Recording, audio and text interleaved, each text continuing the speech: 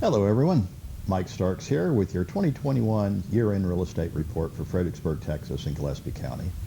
But before I start on that, I just wanted to give a big thanks to all my friends and clients out there who helped make another record year in the real estate business for me. I've been truly blessed, and I just want to say thanks to my friends and my clients.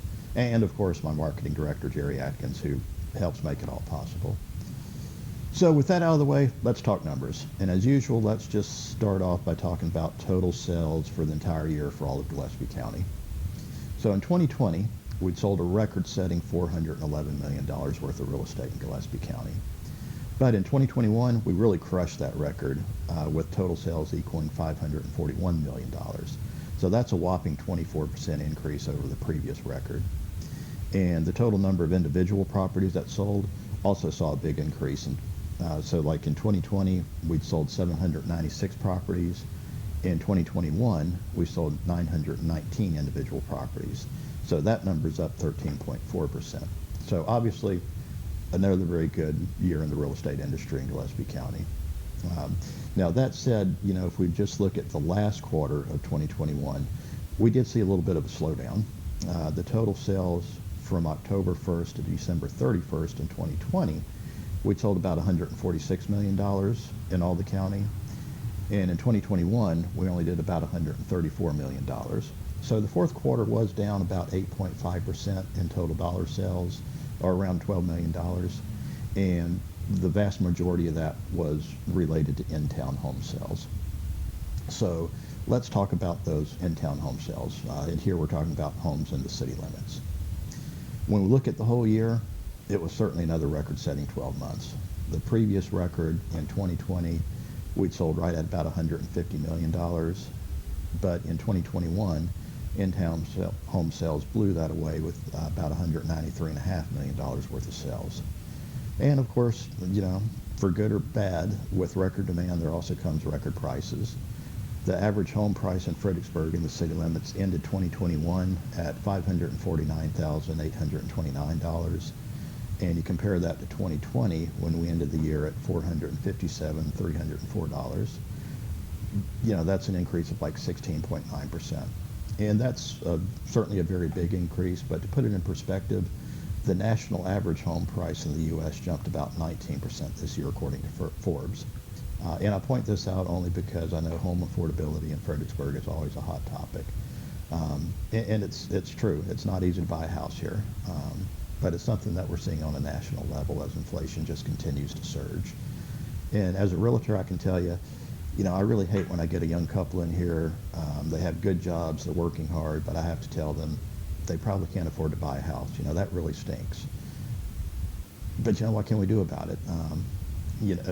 I've said it many times, a good start would be changing Federal Reserve policy. But on a local level, there's just not any easy answers. But that's not to say that local government can't have an impact on housing, which is kind of my segue back into the fourth quarter decline in overall sales.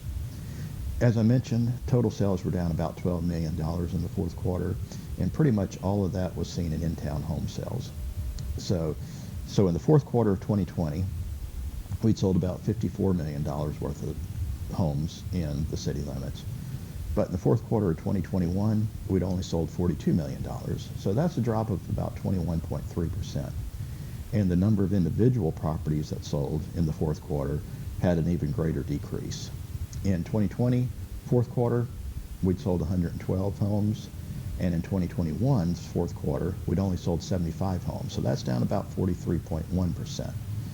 Now, there could be a lot of factors involved in this, but I really think the biggest contributing factor right now is all the uncertainty that our city officials have caused around the short-term rentals. The city is not giving any clear guidance as to what someone may or not be able to do with their home, and likely we won't be getting any real clear guidance until they figure out what the new ordinance might look like if they pass it in February. Everyone knows the last 20 years, Fredericksburg has just had a lot of second home buyers investing. But today, I've got, and I know a lot of other realtors have buyers that are calling and say, hey, we love coming to Fredericksburg. One day we want to retire there. But until then, we want to buy a weekend home that we can rent when we're not there. And right now, no one can tell them exactly what they will or will not be allowed to do in the future. So all these investors are just kind of sitting on the sidelines right now. Um, and that means if you've got a house for sale in town right now and it hasn't sold, maybe don't be too mad at your realtor, because a lot of this slowdown started right about the time the city started causing all this uncertainty about what you will or will not be able to do with your own private property. And don't get me wrong, I know B&Bs have caused a lot of problems. I just wish the city had focused a little more on enforcement of the current ordinances. You know, personally, I think on every booking site, every reservation service, there should be a disclaimer that says if the police are called and you're found to be disturbing the peace, you're going to get an immediate $1,000 fine taken out of your credit card. And give that money to the police who have to deal with them. But, you know, God forbid we do anything to offend the tourists. Let's just take away the property rights of homeowners instead. Well, anyway, sorry. That's my rant on local government. So let's move on to land sales.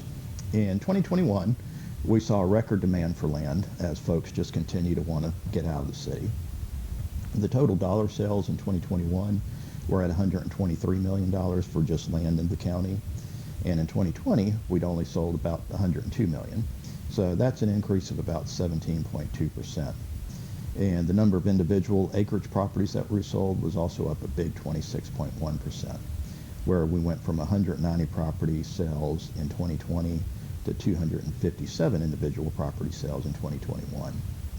And that, just like with houses, with more demand, we saw an increase in prices here as well.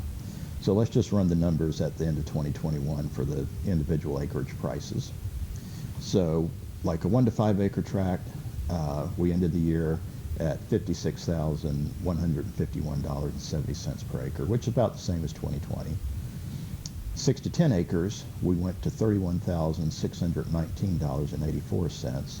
That was up 23% compared to 2020. Then 11 to 25 acres, the average price was $20,861.41 per acre at the end of 2021. That was a jump of about 20% in the price per acre. 26 to 50 acres, we ended at $18,812.15 per acre, up about 5%. 51 to 100 acres, we ended the year at $14,566.21 per acre. That was up about 6.9%.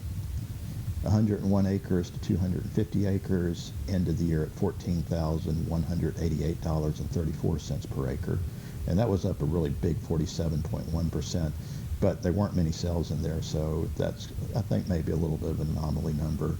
Same thing with 250 plus acres. We ended the year with at $7,640 per acre, and that was down about 9.2% over the previous year, but that only represents 3 sales, so just kind of a small sample there. But you can see from those numbers that the 6 to 25 acre segment of the market was really kind of the hot spot this past year. City lots also really went up this year from the average price of $77,982 in 2020 up to an average of $97,955 in 2021. And I think the coming year we'll probably see more increases because, you know, as of right now on recording this, there's only 16 lots for sale in all of Fredericksburg, and most of those are well over $100,000. But I also know there's several big subdivisions that are trying to get going, which are aiming to be at less expensive lots. So once those hit the ground, we should see some more affordability in the inventory. Problem with that is I'm guessing it's probably going to be another 8 to 12 months before we see those subdivisions hit the ground. Commercial real estate, also on fire for 2021, blowing away any previous record year. And I think some of this may have just been pent-up demand from 2020 when everybody was worried about the lockdown. But since Texas has been a bit more level-headed than many other states, we saw a lot more folks willing to invest in commercial ventures, with 45 commercial transactions in 2021 in the county, equaling about $47 million. So what does 2022 look like? You know, I think we're going to continue to see high demand, driving that limited inventory to even higher prices. You know, there just continues to be a lot of money and industry pouring into Texas as people and companies flee the insanity of other states. Plus, the Fed's already said that they're going to raise interest rates at least 2-3 times in 22. And that's probably going to make a lot of folks who've been thinking about buying more anxious to make that purchase before interest rates go up too much.